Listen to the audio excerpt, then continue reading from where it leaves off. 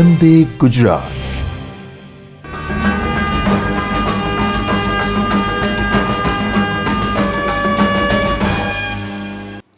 નમસ્કાર વિદ્યાર્થી મિત્રો. ગુજરાત માધ્યમિક અને ઉચ્ચતર માધ્યમિક શિક્ષણ બોર્ડ ગાંધીનગર તરફથી હું ડૉક્ટર પ્રશાંત આર પંડ્યા ધોરણ 12 જીવ વિજ્ઞાન વિષયના ચેપ્ટર નંબર 1 સજીવોમાં પ્રજનનનો બીજો એપિસોડ આપણે શરૂઆત કરશું અહીંથી વિદ્યાર્થી મિત્રો. પહેલા એપિસોડની અંદર આપણે અલિંગી પ્રજનનની ચર્ચા કરેલી, જેમાં તમને હવે સમજ પડેલી હશે. હવે બીજા ભાગની અંદર આપણે લિંગી પ્રજનનથી શરૂઆત કરશું. લિંગી પ્રજનનની થોડીક ચર્ચા આપણે આગળ કરી ગયેલા છે આગળના લેક્ચરમાં, કે માસિક ઋતુચક્ર, ઋતુકીય ઋતુચક્ર, સતત સંવર્ધકો અને ઋતુકીય સંવર્ધકોની ચર્ચા કરેલી. છેલ્લે આપણે ઋતુકીય સંવર્ધકો સુધી વાત કરેલી. હવે આપણે શરૂઆત કરશું સતત સંવર્ધકો કોને કહેશું. ઋતુકીય સંવર્ધકો ઋતુચક્રના એક્ઝામ્પલ આપણે વાત કરેલી ગાય, ઘેટા. માસિક ઋતુચક્રની અંદર વાત કરેલી વાંદરા, એપ્સ. અને ઋતુકીય સંવર્ધકોની અંદર આપણે એવી વાત કરેલી કે કુદરતી અથવા તો જંગલી વસવાટની અંદર વસવાટ કરતા સજીવોની અંદર જોવા મળતા ફેરફારો, ચક્રીય ફેરફારો, એ ઋતુકીય સંવર્ધકો હતા. હવે આપણે શરૂઆત કરશું સતત સંવર્ધકો કોને કહેશું, ત્યાંથી લિંગી પ્રજનનની શરૂઆત કરીએ. સતત સંવર્ધકો જ્યારે ઘણા સસ્તનો તેમના સમગ્ર પ્રાજનિક તબક્કા દરમિયાન સક્રિય જ હોય, અને આથી તેઓને આપણે સતત સંવર્ધકો તરીકે ઓળખી શકીએ. એટલે કે સમગ્ર પ્રાજનિક તબક્કામાં એ પ્રજનન માટે સક્રિય હોય, સતત પ્રજનન દર્શાવી શકતા હોય, તો એ સતત સંવર્ધકો તરીકે ઓળખાય છે. હવે પ્રાજનિક તબક્કાનો અંત, પ્રાજનિક તબક્કો આપણે શરૂઆત કરેલી જુવેનાઇલ તબક્કાથી, કે સજીવનો જન્મ થાય ત્યાંથી લઈને પ્રજનન તબક્કા સુધી પહોંચે, એ જુવેનાઇલ તબક્કો હતો. પ્રજનન તબક્કાની શરૂઆત થાય, નવી સંતતિનું સર્જન કરે, પ્રજનન કરે, એ પ્રજનન તબક્કો હતો. અને છેલ્લે પ્રાજનિક તબક્કાનો અંત આવે એટલે ત્રીજો તબક્કો કયો હતો કે જીણતા, એટલે કે વૃદ્ધિ વય માટે એક પરિમાપન તરીકે આપણે એને લઈ શકીએ. જીણતા અથવા વૃદ્ધત્વ શબ્દ તમે વાપરી શકશો. જીણતા એટલે કે પ્રાજનિક તબક્કાનો અંત એ જીણતાની શરૂઆત છે, વૃદ્ધત્વની શરૂઆત છે. વૃદ્ધિ વય માટે આપણે એને પરિમાપન તરીકે લઈ શકાય.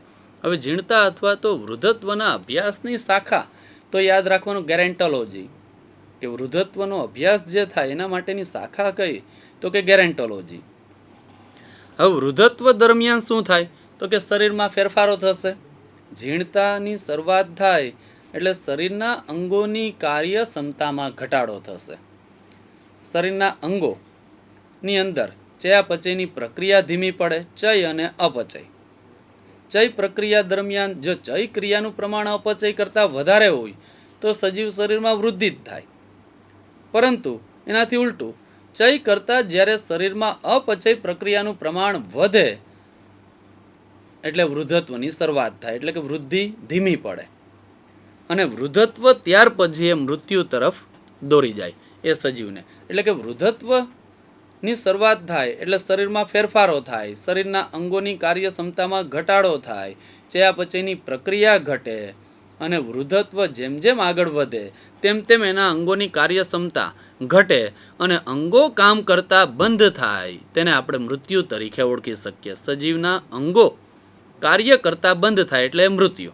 એટલે છેલ્લું આપણે શરૂઆત ચેપ્ટરની કરેલી ત્યારે એવું કીધેલું કે સજીવનો જન્મ થાય, એ વૃદ્ધિ કરે, પ્રજનન કરે, નવી સંતતિ, અને છેલ્લે એનું મૃત્યુ. એટલે આ જીવન ચક્ર આખું એ ચાલુ જ રહેશે દરેક સજીવની અંદર.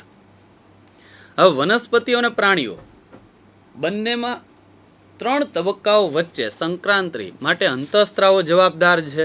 આખી આ 3 તબક્કાઓ, 3 તબક્કા એટલે કે એનો જન્મ થાય, એ વૃદ્ધિ કરે, પ્રજનન કરે અને છેલ્લે મૃત્યુ પામે. આ 3 તબક્કાઓ માટે જવાબદાર પરિબળ કોઈ હોય તો એ અંતઃસ્ત્રાવો જ છે. અંતઃસ્ત્રાવોનું પ્રમાણ જવાબદાર છે. અને એની સાથે સાથે અંતઃસ્ત્રાવોને ચોક્કસ પર્યાવરણીય પરિબળો પણ ત્યાં અસર કરશે. અંતઃસ્ત્રાવો અને પર્યાવરણીય પરિબળો બંને અસર કરે અને મૃત્યુ તરફ એને દોરી જશે. ચાલો હવે વાત કરીએ આપણે લિંગી પ્રજનનની ઘટનાઓ.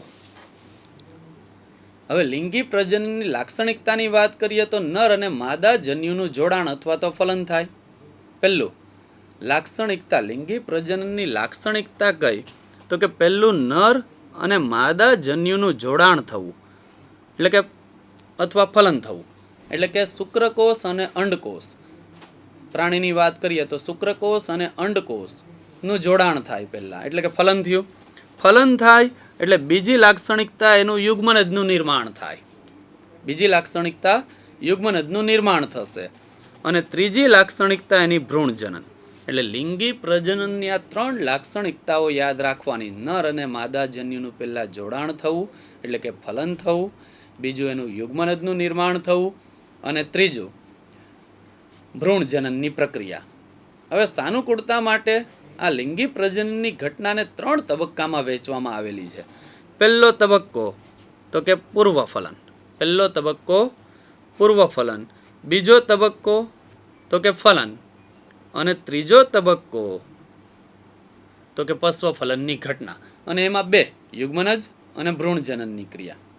એટલે આ 3 તબક્કામાં વહેંચવામાં આવેલી છે. સાનુકૂળતા માટે આખી લિંગી પ્રજનનની ઘટનાઓ 3 તબક્કા કયા? તો કે પહેલું પૂર્વફલન, બીજું ફલન, ત્રીજું પશ્વફલનની ઘટનાઓ. એમાં 2 ઘટનાઓનો સમાવેશ થાય, એક યુગ્મનજ અને બીજું ભ્રૂણજનનની પ્રક્રિયાઓ. અહીંયા ખાસ યાદ રાખવાનું, લિંગી પ્રજનનની લાક્ષણિકતા 3 છે. પહેલું નર અને માદા જન્યુનું જોડાણ થવું, એટલે કે ફલન થવું. બીજું યુગ્મનજનું નિર્માણ થવું. અને ત્રીજું ભ્રૂણજનનની પ્રક્રિયા. હવે એમાં શરૂઆત કરીએ આપણે પહેલી ઘટના, પૂર્વફલનની ઘટનાઓ, ફલન પહેલાંની ઘટના. તો એના માટે જન્યુઓનું જોડાણ પહેલાં જોવા મળતી તમામ ઘટનાઓનો સમાવેશ થશે આમાં પૂર્વફલનની ઘટનામાં. એટલે કે જન્યુ જોડાય નહીં, શુક્રકોષ અને અંડકોષ, પ્રાણી હોય તો શુક્રકોષ અંડકોષ જોડાણ ન થાય એ પહેલાંની બધી જ ઘટનાઓનો સમાવેશ પૂર્વફલનમાં થશે. અને એમાં મુખ્ય 2 પ્રક્રિયાઓ થશે. પહેલી પ્રક્રિયા યાદ રાખવાની જન્યુજનન. બીજી પ્રક્રિયા યાદ રાખવાનું એ જન્યુ જે નિર્માણ થયેલા છે એનું વહન કરવાનું. પહેલાં વાત કરીએ આપણે જન્યુજનનની પ્રક્રિયા. હવે જન્યુજનન તો જન્યુઓના નિર્માણની પ્રક્રિયાને જન્યુજનન તરીકે ઓળખવાનું. જન્યુઓના નિર્માણની પ્રક્રિયાને જન્યુજનન તરીકે ઓળખાય. 2 પ્રકારના જન્યુઓ નિર્માણ પામે, નર અને માદા. નર જન્યુ અને માદા જન્યુનું નિર્માણ થાય. આ જન્યુ એકીય જ હશે, એટલે સિંગલ એન કોષો જ છે. આ જન્યુઓ કેવા હશે? Single N. એટલે કે જન્યુજનનની અંદર જન્યુઓના નિર્માણની પ્રક્રિયા છે. 2 પ્રકારના જન્યુઓ નર અને માદા નિર્માણ થશે. જન્યુઓ જે નિર્માણ થશે એકીય જ હશે, સિંગલ એન. હવે વાત કરીએ એ જન્યુઓ 2 પ્રકારના હશે, સમજન્યુ અને વિષમજન્યુ. અહીંયા પ્રશ્ન આ રીતે પૂછાઈ શકે કે સમજન્યુ અને વિષમજન્યુ વચ્ચે ભેદ જણાવો અથવા તો તફાવત. પૂછાઈ શકે એવો પ્રશ્ન. સમજન્યુ અને વિષમજન્યુ. જન્યુઓના મુખ્ય 2 પ્રકારો, સમજન્યુ અને વિષમજન્યુ. પહેલાં વાત કરીએ સમજન્યુ. તો કેટલીક લીલમાં બંને જન્યુ દેખાવમાં સરખા હોય, જેથી તેમના નર અને માદા જન્યુ તરીકે જુદા તારવી શકતા નથી આપણે. તેથી તેઓને આપણે સમજન્યુ તરીકે ઓળખી શકીએ. એક્ઝામ્પલ તરીકે ક્લેડોફોરા લીલ. એટલે સમજન્યુ, સમ એટલે સરખું, જન્યુ. જન્યુઓ બંને નર અને માદા જન્યુ સમાન હોય, સરખા હોય દેખાવમાં, તો એ સમજન્યુ તરીકે ઓળખાય. ઉદાહરણ તરીકે ક્લેડોફોરા લીલ. બીજો પ્રકાર છે વિષમજન્યુ.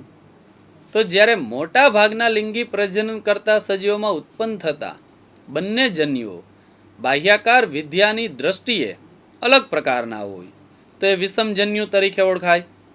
દાખલા તરીકે એમાં ફ્યુકસ લીલ અને હોમોસેપિયન્સ માનવ, શુક્રકોષ અને અંડકોષ માનવના, તો એ વિષમજન્યુ છે. એટલે કે મોટા ભાગના લિંગી પ્રજનન કરતા સજીવમાં ઉત્પન્ન થતા જન્યુઓ બાહ્યાકાર વિદ્યાની દ્રષ્ટિએ કેવા હશે? અલગ. વિષમ એટલે અલગ, જુદા. નર અને માદા જન્યુ જો જુદા પ્રકારના હોય, બાહ્યાકાર વિદ્યાની દ્રષ્ટિએ જુદા હોય, તો તેમને આપણે વિષમજન્યુ તરીકે ઓળખવાનું. એમાં 2 એક્ઝામ્પલ યાદ રાખવાના, ફ્યુકસ લીલ અને હોમોસેપિયન્સ. વૈજ્ઞાનિક નામ છે માનવનું, માનવ, જેમાં શુક્રકોષ અને અંડકોષનું નિર્માણ થશે. આ બંનેની આકૃતિ આપણે જોશું. સમજન્યુની અંદર પહેલાં સમજન્યુ પહેલી આકૃતિ જે આપેલી છે ક્લેડોફોરા લીલની જ છે. અહીંયા તમે ઓળખી નહીં શકો કે કઈ નર છે અને કઈ માદા. બંનેમાં તમે છૂટી નહીં પાડી શકો કે આ કઈ નર છે ને કઈ માદા. દેખાવમાં બંને સરખી છે. આથી એ કેવી થશે? સમજન્યુ. બંને દેખાવમાં સરખી જ છે. ક્લેડોફોરા લીલ, તો યાદ રાખવાનું એ સમજન્યુ. બીજી આકૃતિ આપેલી છે ફ્યુકસ લીલની.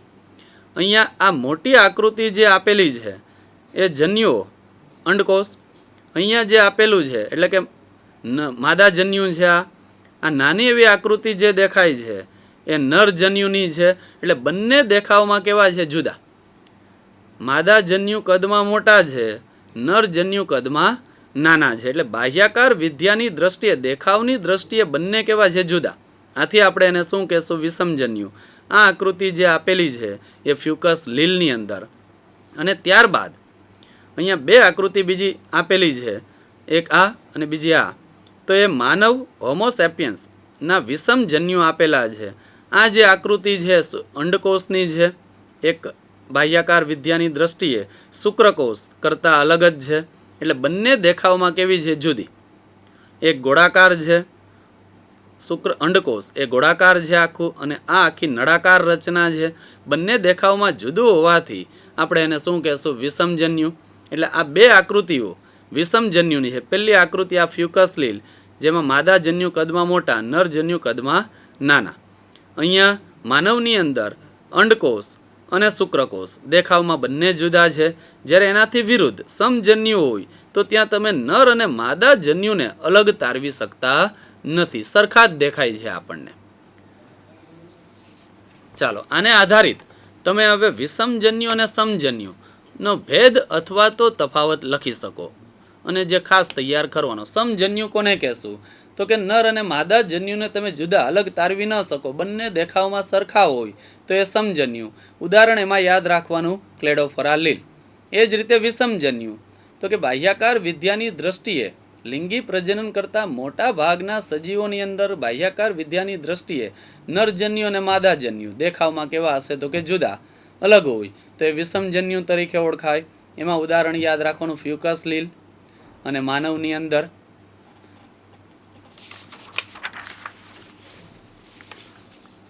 ચાલો, ત્યારબાદ વાત કરીએ સજીવોમાં જાતીયતા. સામાન્ય રીતે લિંગી પ્રજનન કરતા બે ભિન્ન સજીવોમાં જન્યુનું જોડાણ થાય અને વનસ્પતિઓમાં એક જ સજીવમાંથી બંને જન્યુઓ ઉત્પન્ન થાય. દાખલા તરીકે સ્વફલન દર્શાવતી વનસ્પતિમાં જ બંને જન્યુઓ ઉત્પન્ન થતા હશે, નર અને માદા જન્યુ. પુંકેસર અને સ્ત્રી કેસર એક જ વનસ્પતિ ધરાવતી હોય અને સ્વફલન દર્શાવતી હોય એવી વનસ્પતિમાં બંને જન્યુ ઉત્પન્ન થતા હોય. ત્યારબાદ દ્વિલિંગી તો કે વનસ્પતિમાં નર અને માદા પ્રજનન રચના એક જ વનસ્પતિમાં જોવા મળતી હોય તો આપણે એને દ્વિલિંગી તરીકે ઓળખી શકીએ. ઉદાહરણ એમાં યાદ રાખવાનું કારા અને સક્કરિયાનું પુષ્પ, બંને દ્વિલિંગીના ઉદાહરણ. એકલિંગી, જો અલગ અલગ વનસ્પતિમાં પુષ્પ જોવા મળે તો તેને એકલિંગી તરીકે ઓળખાય. દાખલા તરીકે માર્કેન્સિયા સુકાય.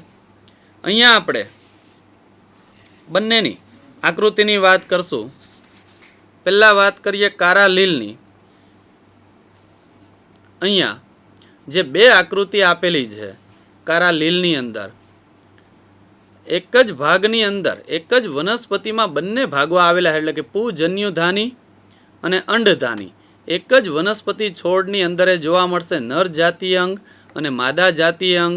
આથી એ દ્વિલિંગી તરીકે ઓળખાય. એ ત્યારબાદ એકલિંગીની અંદર માર્કેન્સિયાનો સુકાય, માદા સુકાય અને નર સુકાય બંને અલગ જ છે, એટલે કે એકસદની વનસ્પતિ તરીકે ઓળખાશે.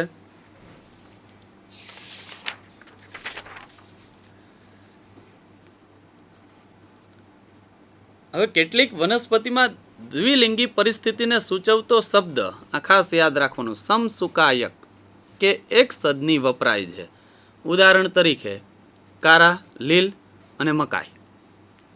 અહીંયા ખાસ સમજજો વિદ્યાર્થી મિત્રો, વનસ્પતિમાં દ્વિલિંગી પરિસ્થિતિને સૂચવતો શબ્દ સમસુકાય કે એક સદની. ઉદાહરણ એના યાદ રાખવાના કારા અને મકાઈ.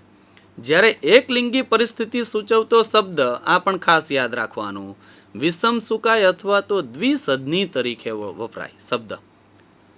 વિષમ સુકાય અથવા તો દ્વિસદની શબ્દ.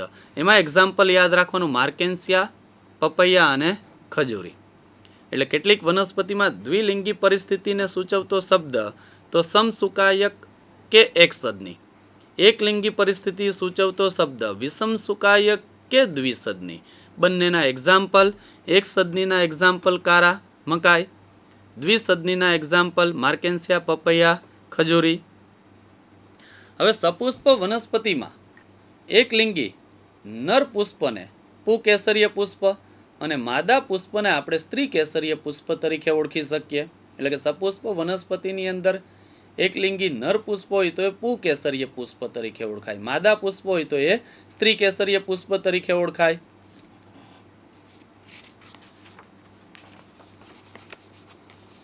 ચાલો, ત્યારબાદ એક સદની વનસ્પતિ અને દ્વિસદની વનસ્પતિ. કેટલીક સપુષ્પ વનસ્પતિમાં નર અને માદા પુષ્પ એક જ વનસ્પતિ ઉપર ઉગે છે તો એ એક સદની વનસ્પતિ તરીકે ઓળખાય. તો એ એક સદની વનસ્પતિ તરીકે એક્ઝામ્પલ એમાં યાદ રાખવાના, કાકડી, નારિયેળ, મકાઈ. એટલે કેટલીક સપુષ્પ વનસ્પતિમાં નર અને માદા પુષ્પ એક જ વનસ્પતિ ઉપર ઉગે તો એક સદની વનસ્પતિ. દ્વિસદની વનસ્પતિ. કેટલીક સપુષ્પ વનસ્પતિમાં નર અને માદા પુષ્પ જુદી જુદી વનસ્પતિ ઉપર ઉગે તો એ દ્વિસદની વનસ્પતિ તરીકે ઓળખાય. ઉદાહરણ તરીકે પપૈયું અને ખજૂર. હવે એકલિંગી પ્રાણીઓ એટલે કે શુક્રકોષ અને અંડકોષ. અલગ અલગ પ્રાણીની અંદર નર અને માદામાં, નરમાં શુક્રકોષ, માદામાં અંડકોષ નિર્માણ પામતો હોય તો એ એકલિંગી પ્રાણી તરીકે ઓળખાય.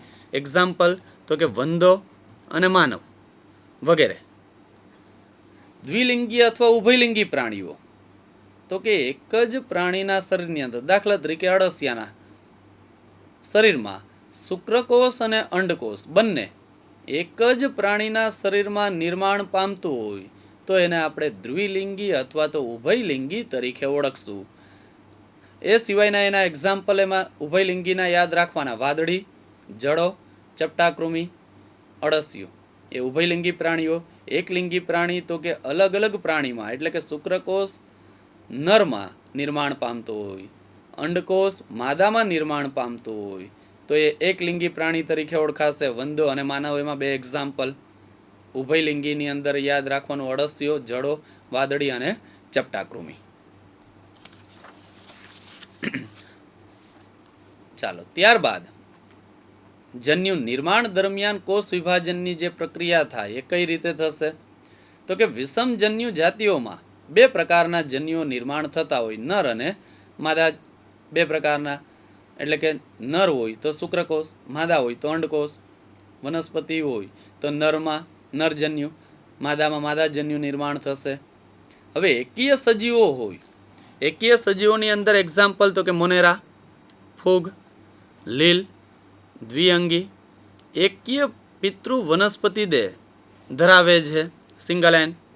તો એ સમવિભાજન પ્રકારે યાદ રાખવાનું, સમવિભાજન પ્રકારે એકીય જન્યુ જ નિર્માણ પામે. એમાં સિંગલેન એકીય જન્યુ સમવિભાજન પ્રકારે શેમાં નિર્માણ પામે તો એના એક્ઝામ્પલ યાદ રાખવાના, મોનેરા, ફૂગ, લીલ અને દ્વિઅંગી વનસ્પતિ, જેમાં સમવિભાજનની પ્રક્રિયા દ્વારા એકીય જન્યુઓ નિર્માણ પામશે.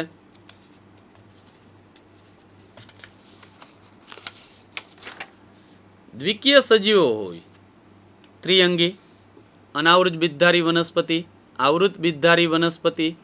માનવ સહિતના પ્રાણીઓ દ્વિકીય પિતૃદેહ 2n ધરાવે છે, જેમાં અર્ધીકરણ અને અવનત વિભાજન દ્વારા એકીય જન્યુઓ નિર્માણ પામે. એટલે જન્યુઓ જે નિર્માણ પામશે એ એકીય જ હશે પણ પ્રક્રિયા અલગ હશે. મોનેરા, લીલ, ફૂગની અંદર સમવિભાજન દ્વારા, જ્યારે ત્રિઅંગી, આવૃત, અનાવૃત સપુષ્પ વનસ્પતિઓ માનવ સહિતના બધા જ પ્રાણીઓમાં દ્વિકીય પિતૃદેહ 2n હોય, જે અર્ધીકરણ દ્વારા, અવનત વિભાજન દ્વારા એકીય જન્યુઓ સિંગલ એન નિર્માણ પામશે.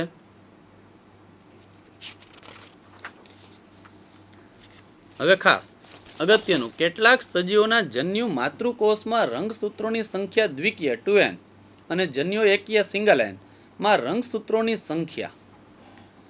અહીંયા સજીવોના નામ આપેલા છે. પહેલું માનવ મનુષ્ય, તો એમાં જન્યુ માતૃકોષમાં રંગસૂત્રોની સંખ્યા કેટલી હોય તો કે 46, 2n 46 હોય. પણ જન્યુમાં રંગસૂત્રોની સંખ્યા સિંગલ n કેટલી હોય? અડધી થઈ જશે. 46ની અડધી તો કે 23. એટલે મનુષ્યમાં યાદ રાખવાનું 2n દ્વિકીય 46, રંગસૂત્રોની જન્યુમાં સિંગલ n સંખ્યા 23. ગરમાખીની અંદર યાદ રાખવાનું 2n 12, અડધી 6. ઉંદરની અંદર યાદ રાખવાનું 42, રંગસૂત્રોની સંખ્યા જન્યુ માતૃકોષમાં રંગસૂત્રોની સંખ્યા 42 અને જન્યુઓમાં રંગસૂત્રોની સંખ્યા તો કે 21. કૂતરાની અંદર જન્યુ માતૃકોષમાં રંગસૂત્રોની સંખ્યા તો કે 78, જન્યુમાં રંગસૂત્રોની સંખ્યા તો કે 39. બિલાડીમાં જન્યુ માતૃકોષમાં રંગસૂત્રોની સંખ્યા તો કે 38, જન્યુમાં રંગસૂત્રોની સંખ્યા તો કે અડધી જ 19. ફળમાખી ડ્રોસોફિલા મેલેનોગેસ્ટરની અંદર જન્યુ માતૃકોષમાં રંગસૂત્રોની સંખ્યા તો કે 8, જન્યુમાં રંગસૂત્રોની સંખ્યા તો કે 4. ઓફિયોગ્લોસમ ત્રિઅંગી વનસ્પતિ, જેમાં જન્યુ માતૃકોષમાં રંગસૂત્રોની સંખ્યા તો કે 1260, એની અડધી. જન્યુઓમાં રંગસૂત્રોની સંખ્યા તો કે 630. સફરજન, તો એમાં જન્યુ માતૃકોષમાં રંગસૂત્રોની સંખ્યા 2n 34, જન્યુમાં રંગસૂત્રોની સંખ્યા સિંગલ n 17. ચોખામાં 24, એની અડધી 12. મકાઈની અંદર તો કે જન્યુ માતૃકોષમાં રંગસૂત્રોની સંખ્યા 2n 24, જન્યુમાં રંગસૂત્રોની સંખ્યા સિંગલ n 12. મકાઈની અંદર તો કે 20 અને 10. બટાટાની અંદર યાદ રાખવાનું 48, 24. પતંગિયાની અંદર 380, જન્યુ માતૃકોષ રંગસૂત્રોની 2n સંખ્યા 380, જન્યુમાં રંગસૂત્ર સંખ્યા એકીય 190.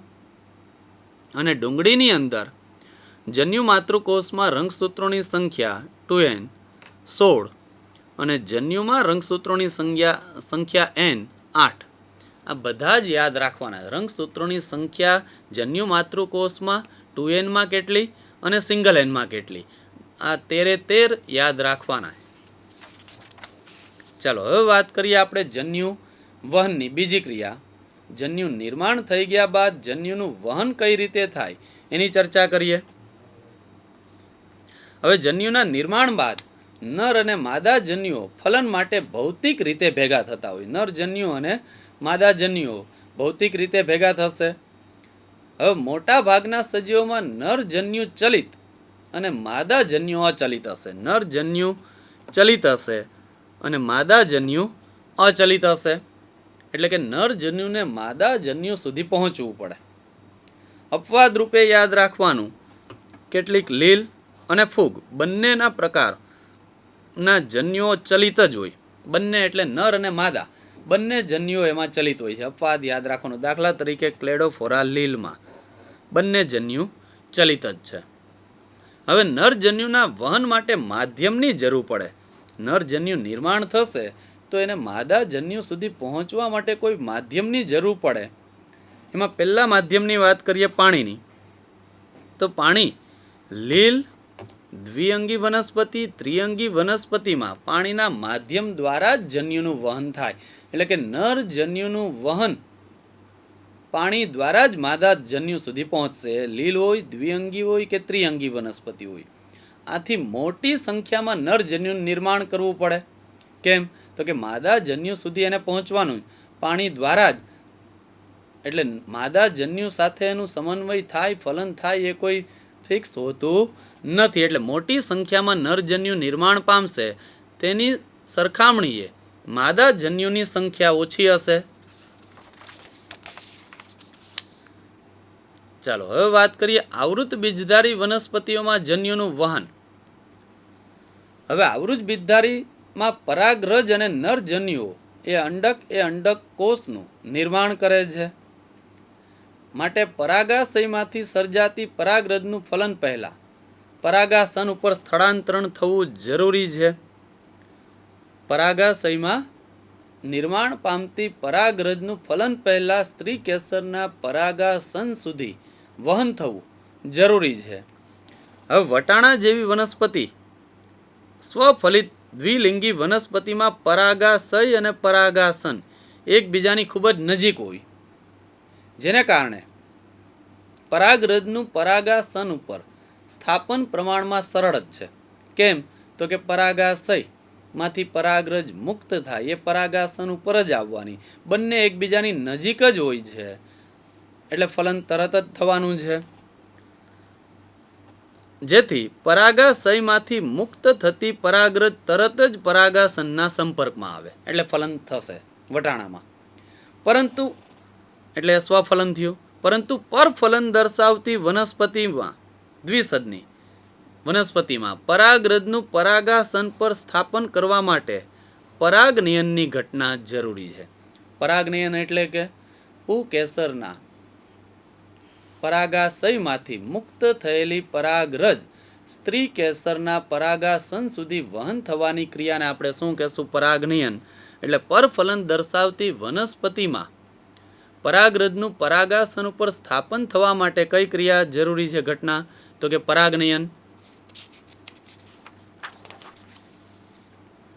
હવે પરાગાસન ઉપર પરાગરજનું અંકુરણ થાય, ત્યારબાદ પરાગ નલિકા દ્વારા નરજન્યુનું વહન પામે અને અંડક સુધી પહોંચે અને નરજન્યુઓ અંડકોષ નજીક તેમાં મુક્ત થશે.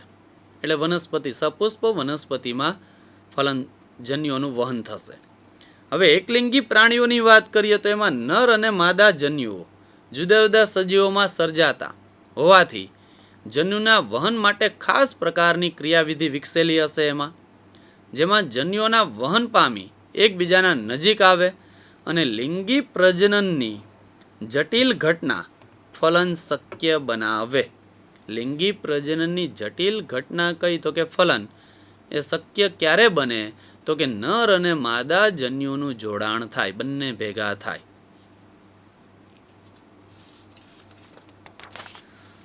આ પહેલી ઘટનાની વાત કરી આપણે, પૂર્વ ફલન. હવે બીજી ઘટના ફલન.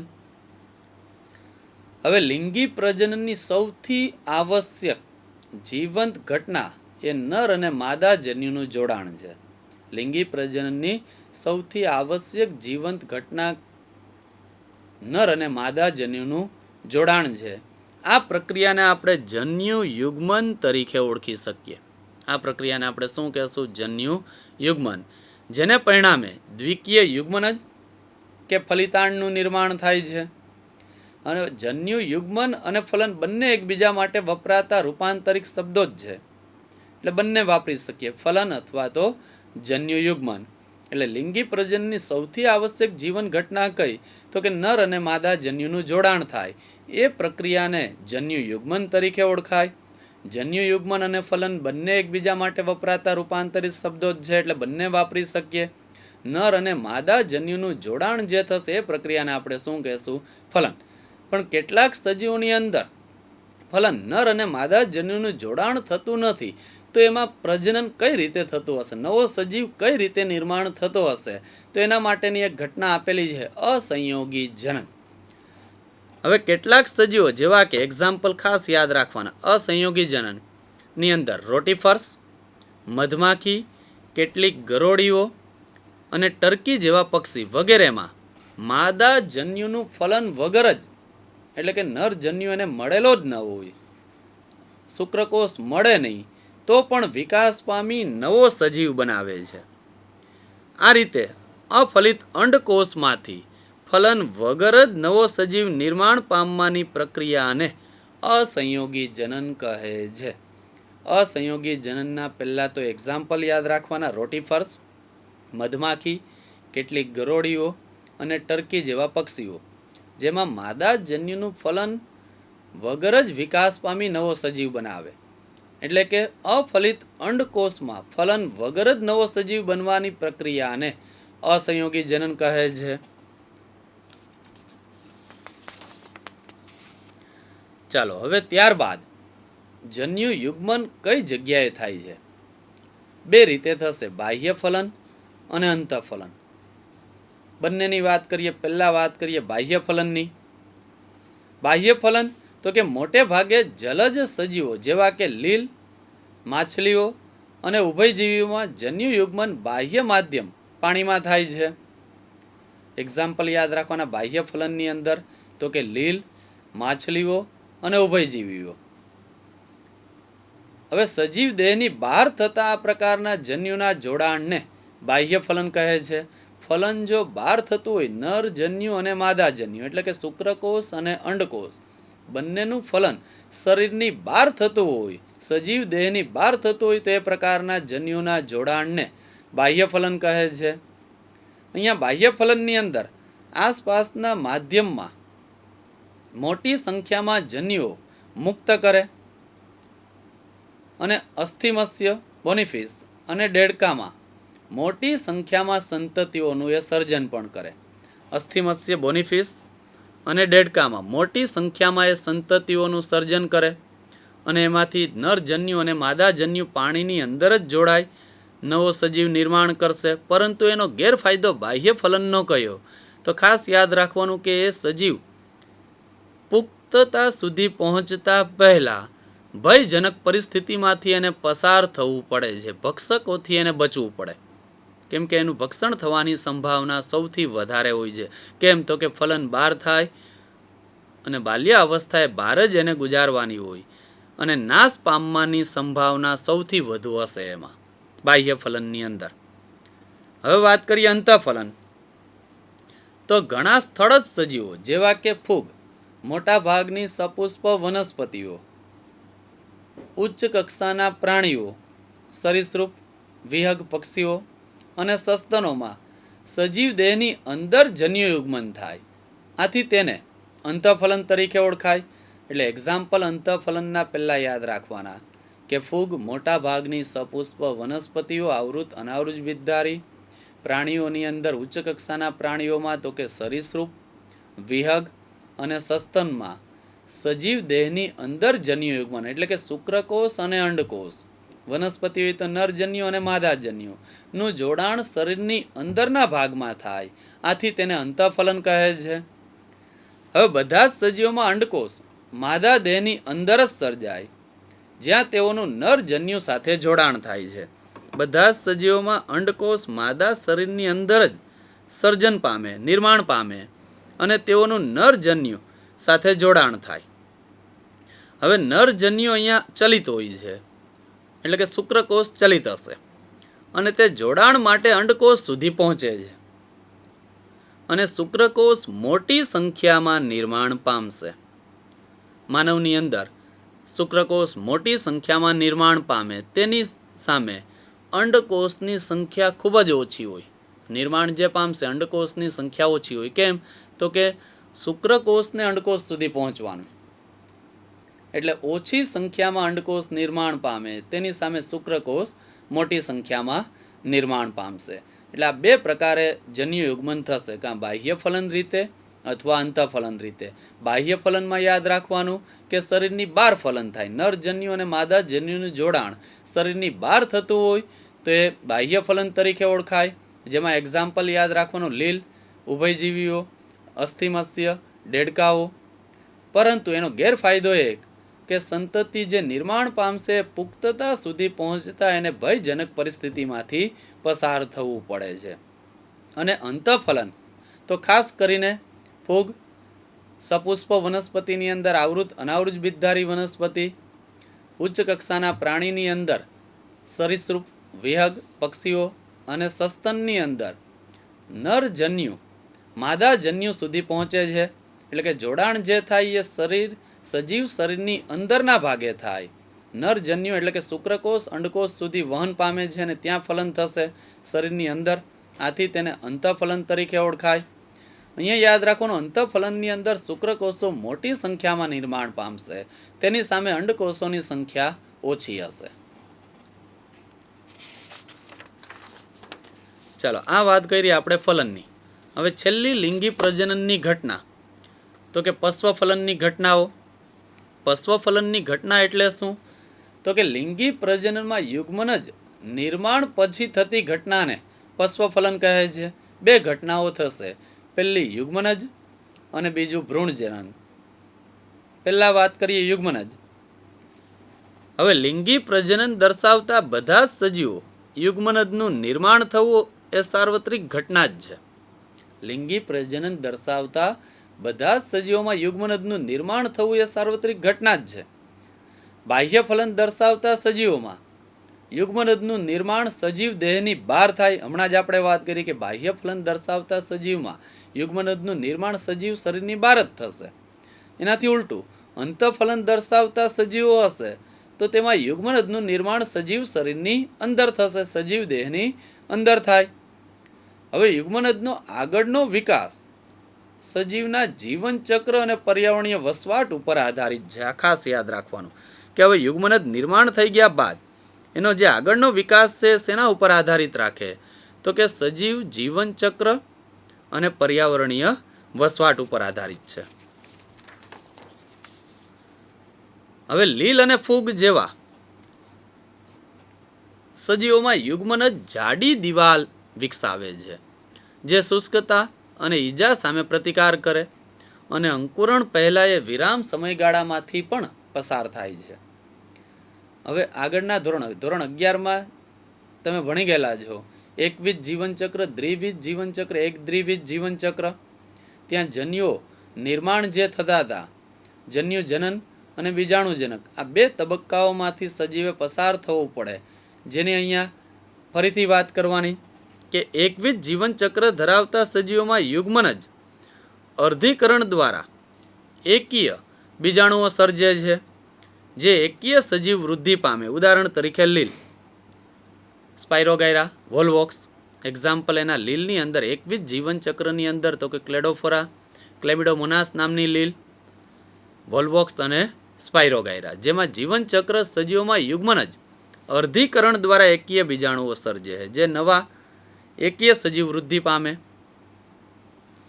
હવે યુગ્મનજ એક પેઢીથી બીજી પેઢીના સજીવો વચ્ચે સાતત્ય જાળવતી જીવંત કડી તરીકે ઓળખાય છે. આ ખાસ યાદ રાખવાનું કે એક પેઢીથી બીજી પેઢીના સજીવો વચ્ચે જોડતી કડી કઈ, જીવંત જોડતી કડી કઈ, તો કે યુગ્મનજ, જે એક પેઢીથી બીજી પેઢીને જોડે છે. હવે માનવ સહિતના બધા જ લિંગી પ્રજનન દર્શાવતા સજીવોનું જીવન એક જ કોષ તરીકે યુગ્મનજથી જ શરૂ થાય છે. બધાની શરૂઆત એક કોષથી જ થાય છે, એટલે કે યુગ્મનજથી જ શરૂઆત થાય. માનવ સહિતના બધા જ લિંગી પ્રજનન દર્શાવતા સજીવોનું જીવન એક જ કોષ તરીકે યુગ્મનજથી જ શરૂ થાય છે. ચાલો હવે બીજી પ્રક્રિયાની વાત કરીએ, ભ્રૂણજનન. હવે યુગ્મનજમાંથી ભ્રૂણના વિકાસની પ્રક્રિયા છે. યુગ્મનજમાંથી ભ્રૂણના વિકાસની પ્રક્રિયા જે ભ્રૂણજનન તરીકે ઓળખાય. ભ્રૂણજનન દરમિયાન યુગ્મનજ કોષ વિભાજન અને કોષ વિભેદન પામે. એટલે ભ્રૂણજનન દરમિયાન યુગ્મનજ જે રહેલો હશે એ પહેલા કોષ વિભાજન પામે અને પછી કોષ વિભેદન પામે. બે પ્રક્રિયાઓ થશે એમાં, કોષ વિભાજન અને કોષ વિભેદન. કઈ રીતે? તો કે ભ્રૂણજનન દરમિયાન યુગ્મનજ જે કોષ હશે એ સતત વિભાજન પામે, એટલે એકમાંથી અનેક કોષો બને. એ કોષો ભેગા થાય, સમૂહ બને, એટલે એમાંથી પેશી બનશે, એટલે કોષ વિભેદનની પ્રક્રિયા થઈ.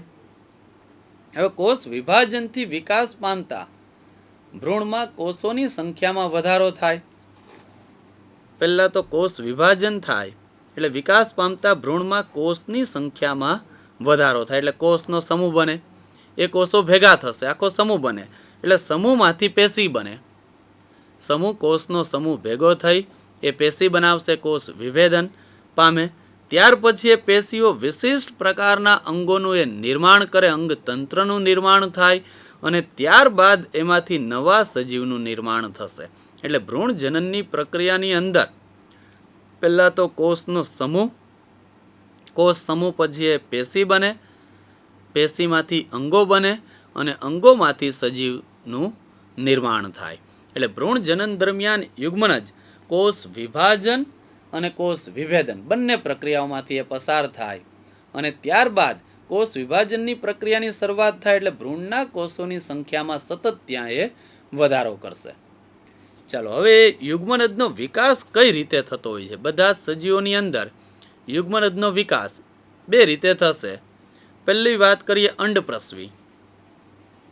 તો યુગ્મનદનો વિકાસ માદા દેહની બહાર થાય, જેમ કે સરીસૃપ અને પક્ષીઓ જેવા પ્રાણીઓમાં જે અંડપ્રસવી છે તો એ અંડપ્રસવી તરીકે ઓળખાય. એટલે કે યુગ્મનદનો વિકાસ માદા સજીવની બહાર થાય તો એ અંડપ્રસવી તરીકે ઓળખાય. હવે જે પક્ષીઓ ઈંડા મૂકશે જે કેલ્શિયમ યુક્ત કવચથી આવૃત હોય અને પર્યાવરણમાં સુરક્ષિત જગ્યાએ મૂકે છે અંડપ્રસવીઓ. બીજી પ્રક્રિયા છે અપ્રત્યપ્રસવી. તો યુગ્મનદનો વિકાસ માદા દેહની અંદર થાય. યુગ્મનદનો વિકાસ માદા શરીરની બહાર થતો હોય તો અંડપ્રસવી, માદા દેહની અંદર થતો હોય તો એ અપ્રત્યપ્રસવી. હવે મનુષ્ય સહિતના બધા જ સસ્તનમાં માદા સજીવના દેહમાં યુગ્મનજમાંથી તરુણ સજીવ વિકાસ પામે છે. વૃદ્ધિની કેટલીક અવસ્થાઓ પૂર્ણ થયા બાદ તરુણ સંતતિ માદા દેહની બહાર પ્રસવ પામે છે, જન્મ લે છે. યોગ્ય ભ્રૂણીય કાળજી અને રક્ષણને કારણે તરુણની ઉત્તર જીવિતતાની તકો અહીંયા વધે છે. અપ્રત્યપ્રસવીની અંદર તરુણની ઉત્તર જીવિતતાની તકો વધારે હોય છે. કેમ? તો કે ભ્રૂણની કાળજી માદા શરીરની અંદર જ થાય છે, આથી એની ઉત્તર જીવિતતામાં વધારો થાય. પરંતુ અંડપ્રસવીની અંદર આવું હોતું નથી. કેમ? તો કે ભ્રૂણની જે કાળજી છે એ શરીરની બહાર હોય છે. ઈંડા મૂકે છે ત્યાર પછી એનું સેવન કરે એટલે એને ભયજનક પરિસ્થિતિમાંથી પસાર થવાનું હોય. એટલે અંડપ્રસવી કરતાં અપ્રત્યપ્રસવીની અંદર તરુણોની ઉત્તર જીવિતતાની તકો વધુ હોય છે, રક્ષણ વધારે મળે છે એમાં પ્રાણીઓમાં. ચાલો ત્યાર પછી સપુષ્પ વનસ્પતિ. આગળની જે વાત કરી આપણે પ્રાણીઓની વાત કરી, હવે વાત કરીએ આપણે સપુષ્પ વનસ્પતિની અંદર ભ્રૂણજનનની પ્રક્રિયા કઈ રીતે થાય. તો સપુષ્પ વનસ્પતિમાં યુગ્મનદનો વિકાસ અંડકમાં થાય છે. આ ખાસ યાદ રાખવાનું કે યુગ્મનદનો વિકાસ અંડકમાં થશે. હવે ફલન બાદ પુષ્પના વજ્રપત્ર, દલપત્રો અને પુકેસર ખરી પડે છે. 3 ભાગ ખરી પડશે. સપુષ્પ વનસ્પતિની અંદર ફલન થાય એટલે પુષ્પના 4 ભાગો છે. સૌથી બહારનું તો કે વજ્રપત્ર, ત્યાર પછી દલપત્ર, ત્યાર પછી પુકેસર અને સ્ત્રીકેસર. તો એમાંથી સૌથી અંદરનું સ્ત્રીકેસર જળવાઈ રહેશે. બાકીના 3 વજ્રપત્ર, દલપત્ર અને પુકેસર એ ખરી પડે, જ્યારે માત્ર સ્ત્રીકેસર જ વનસ્પતિ સાથે જોડાયેલું રહેશે. અપવાદરૂપ યાદ રાખવાનું કે વજ્રપત્ર જોડાયેલા શેમાં રહે? અપવાદરૂપ ટામેટા અને રીંગણ. હવે ફલન પછી એટલે કે સોલેનેસી કુળ, ટામેટા અને રીંગણ કુળ યાદ રાખવાનું. સોલેનેસી કુળની વનસ્પતિઓ છે. હવે ફલન પછી યુગ્મનદનો વિકાસ ભ્રૂણમાં અને અંડકનો વિકાસ બીજમાં થાય. આ ખાસ યાદ રાખજો કે ફલન પછી યુગ્મનદનો વિકાસ શેમાં થાય? તો કે ભ્રૂણમાં થશે. અંડકનો વિકાસ શેમાં થાય? તો કે બીજમાં થાય. બીજાશયનો વિકાસ તો કે ફળમાં થશે. યુગ્મનદનો વિકાસ ભ્રૂણમાં, અંડકનો વિકાસ બીજમાં અને બીજાશયનો વિકાસ તો કે ફળમાં થશે. હવે બીજાશયની દિવાલમાંથી ફળની જાડી દિવાલ વિકસે, જે ફલાવરણ પેરિકાર્પ તરીકે ઓળખાય, જે રક્ષણ આપવાનું કાર્ય કરે. ફલાવરણનું કાર્ય તો કે વનસ્પતિના ફળને રક્ષણ આપવાનું જ છે. એટલે કે બીજાશયની દિવાલમાંથી ફળની જાડી દિવાલ વિકસે, જેને ફલાવરણ કહે છે, જે રક્ષણનું કાર્ય કરે છે. અને વિકિરણ બાદ બીજ અનુકૂળ પરિસ્થિતિમાં અંકુરણ પામી નવી વનસ્પતિનું સર્જન કરે છે. અહીંયા આપણે થોડીક આકૃતિ જોશું કે જે બીજાશય અને ફલાવરણ એટલે કે બીજ અને ફલાવરણ વચ્ચે આપેલી છે.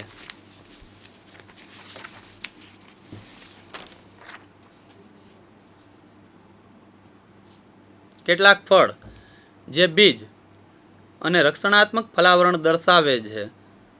અહીંયા આ જે દર્શાવેલું છે એ બીજ છે. આ જે ભાગ છે એ ફલાવરણ પેરિકાર્પ. બીજી આકૃતિમાં પણ એ જ રીતે વચ્ચેનો જે ભાગ છે એ બીજ એસ સીડ, પી એટલે પેરિકાર્પ ફલાવરણ. આ ભાગ છે ફલાવરણ. અહીંયા પણ અંદરનો જે ભાગ છે એ બીજ સીડ, બહારનો જે ભાગ છે એ પેરિકાર્પ ફલાવરણ. અહીંયા પણ અંદરનો જે ભાગ છે એ બીજ અને બહારનો જે ભાગ છે એ ફલાવરણ. વિદ્યાર્થી મિત્રો, અહીંયા આપણે ચેપ્ટર 1 સજીવોમાં પ્રજનનની ચર્ચા કરી. ફરીથી આપણે એનું રિવિઝન થોડુંક કરી દઈએ કે શરૂઆત કરેલી જીવનકાળથી, જે હવે તમને યાદ જ હશે, વિવિધ પ્રકારના સજીવોનો મહત્તમ જીવનકાળ યાદ રાખવાનો છે, એ ખાસ અગત્યનું. ત્યારબાદ અલિંગી પ્રજનનની શરૂઆત કરેલી.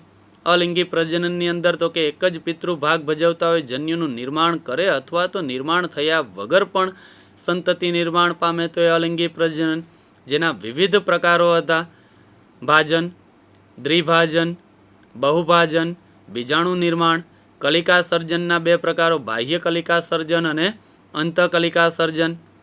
ત્યારબાદ આપણે વાત કરેલી વનસ્પતિની અંદર વિવિધ પ્રકારે વાનસ્પતિક પ્રસર્જન, વાનસ્પતિક પ્રજનન દર્શાવે છે, જેમ કે ભૂસ્તારી, ભૂસ્તારિકા, અધોભૂસ્તારી, વીરો, ગાંઠામૂળી અથવા ગ્રંથિલ પ્રકારે અથવા કંદ પ્રકારે. નવો સજીવ અથવા તો પર્ણની અસ્થાનિક કલિકાઓ દ્વારા પણ પાનફુટ્ટીની અંદર નવો છોડ નિર્માણ પામે, એટલે કે અલિંગી પ્રજનન પદ્ધતિની વાત કરેલી.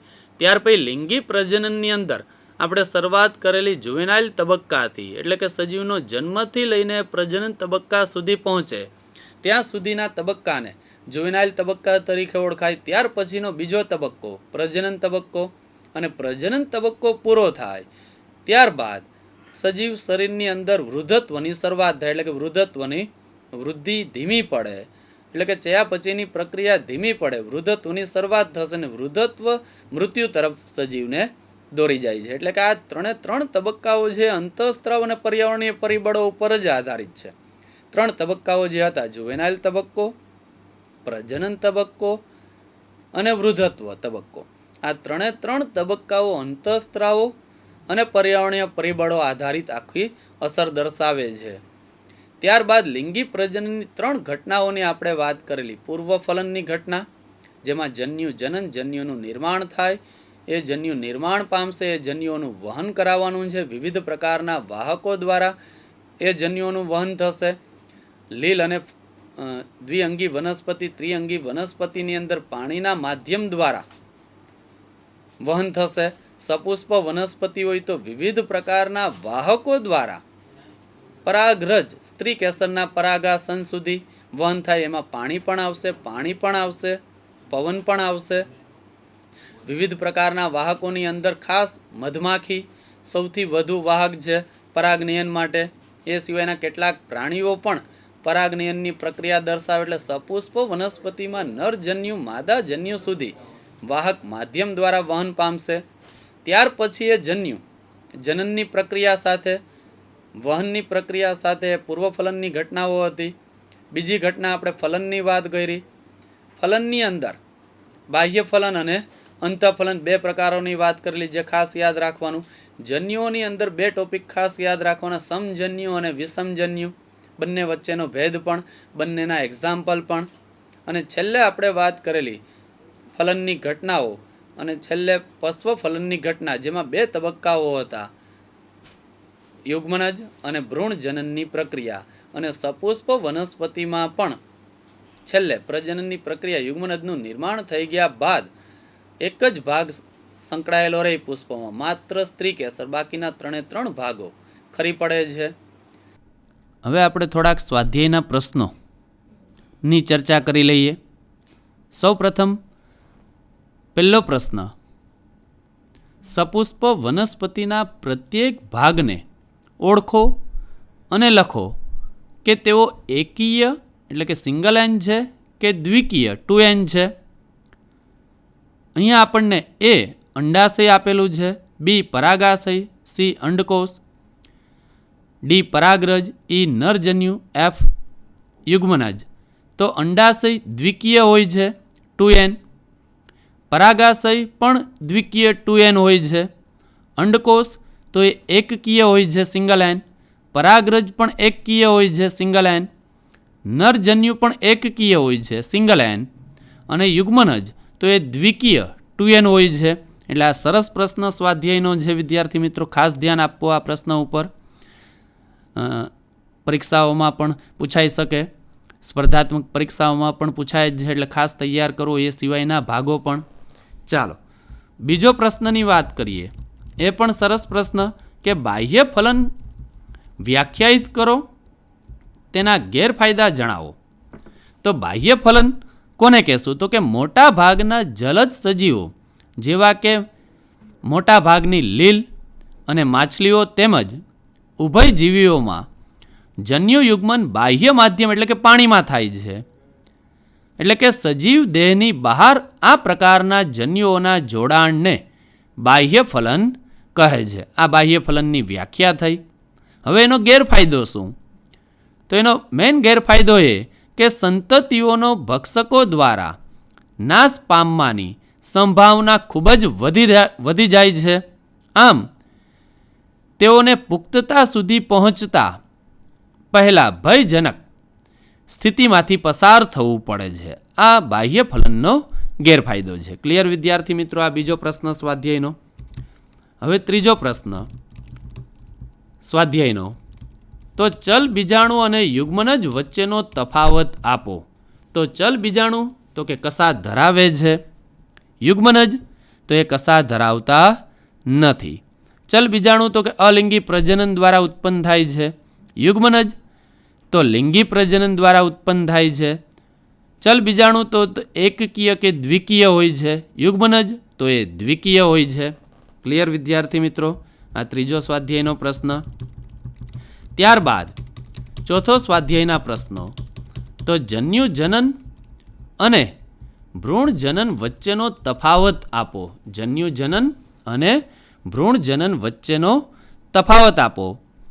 તો અહીંયા જન્યુ જનન તો તેમાં નરજન્યુ અને માદાજન્યુનું નિર્માણ થાય છે. એટલે કે નરજન્યુ અને માદાજન્યુ. પ્રાણી હશે તો નરજન્યુ તરીકે શુક્રકોષ, માદાજન્યુ તરીકે અંડકોષ નિર્માણ થાય. તો ભ્રૂણ જનનની અંદર તેમાં યુગ્મનજમાંથી ભ્રૂણનો વિકાસ થાય છે. એટલે કે સીધો યુગ્મનજમાંથી ભ્રૂણ જનનની પ્રક્રિયામાં યુગ્મનજમાંથી ભ્રૂણનો વિકાસ થાય છે. ત્યાર પછી જન્યુજનનનો બીજો મુદ્દો, તો તેમાં અર્ધીકરણ થાય છે. જન્યુજનનની અંદર અર્ધીકરણ જ થાય છે. અને ભ્રૂણ જનનમાં તો એમાં બીજો મુદ્દો, તો તેમાં સમવિભાજન જ થાય. એટલે આ ખાસ જન્યુજનન તો કે એમાં અર્ધીકરણ થશે, ભ્રૂણજનન તો એમાં સમવિભાજન થાય છે. જન્યુજનન તો એમાં પૂર્વફલનની ઘટના થશે. આ ખાસ જન્યુજનનની અંદર પૂર્વફલનની ઘટના થાય છે, અને ભ્રૂણજનનની અંદર તો એમાં પશ્વફલનની ઘટના થાય છે. ભ્રૂણજનનમાં પશ્વફલનની ઘટના થશે. ક્લિયર વિદ્યાર્થી મિત્રો? આ સ્વાધ્યાયના 4 પ્રશ્નો અહીંયા આપણે જોયેલા છે. એ સિવાયના સ્વાધ્યાયના પ્રશ્નો જાતે સોલ્વ કરવા, અને જો એમાં કોઈ ક્વેરી હોય તો તમારા શિક્ષક દ્વારા એ સોલ્વ કરવી. વિદ્યાર્થી મિત્રો, આજે આપણે ચેપ્ટર 1નો આ બીજો એપિસોડ જોયો. મને આશા છે કે તમને આમાંથી ઘણું જાણવા જેવું મળશે. નમસ્કાર.